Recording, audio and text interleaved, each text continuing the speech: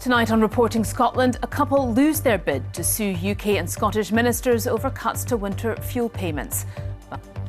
Hello, I'm Laura Goodwin. Welcome to Friday's programme.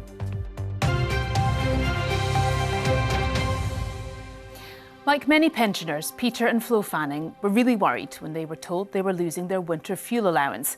And the Coatbridge couple decided to sue both the UK and Scottish governments over the cuts, claiming neither had properly consulted with pensioners. Today they were told that claim wouldn't be progressing through the courts, but the couple's lawyers say they have no doubt the Fannings' case was influential in securing U-turns on the policy by both governments. Katrina Renton has been speaking to them. Scotland's Indian community have been holding prayers to remember the victims of the fatal Air India plane crash. More than 240 people were killed when a flight bound for London crashed just moments after takeoff in Ahmedabad. Faith leaders here say services will also be held over the weekend to offer support. Hope Webb reports.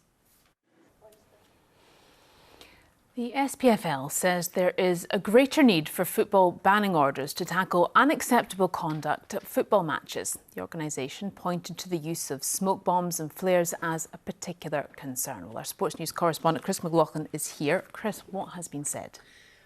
At the end of the season. Now, involved in unacceptable conduct. Talks between the footballing authorities. OK, Chris, many thanks indeed. An inspiration, a pioneer and a courageous voice for justice and equality. Just some of the words used to describe Professor Sir Geoff Palmer, who has died aged 85. He was Scotland's first black professor, having moved from Jamaica to the UK as a teenager and became known as a human rights advocate. Stephen Godden has more. The UK Conservative leader says Reform UK are making a lot of promises which they can't deliver as the two parties take each other on ahead of the Holyrood election next year. Reform say they're the party offering hope and can deliver. Kemi Badenoch was speaking at the Scottish Conservative Conference in Edinburgh, where our political correspondent Andrew Kerr is for us tonight. Andrew, how much of a threat does Reform UK pose to the Conservatives? So those are the issues with Reform. What else was a significant theme in her speech? Some of the day's other stories now. The Far North Railway line runs from Inverness to Thurso and Wick. It is 160 miles long and entirely single track with passing loops along the route. Now, Network Rail has started a multi-million-pound maintenance project to upgrade the track. Campaigners welcome the improvements but say there is still some way to go to make services more reliable for passengers. Andrew Thompson reports. Right, time now for Sport with Lewis. Thanks, Laura. Hello there. New Dundee boss Stephen Presley believes he's returned to Scotland better equipped to succeed than when he left for England.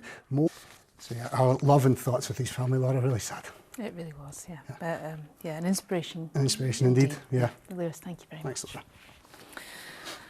Now, coming up on the BBC Scotland channel at 7, Amy Irons hears from singer Amy MacDonald about how age and experience haven't made her any less nervous when it comes to releasing new music. Right, time now for weather with Judith. Hello, hello, hello. A very good evening to you as well at the drama. Well, I wouldn't mind some cooler nights. It's been very muggy, hasn't it? It certainly has, yeah. Thank you, Judith.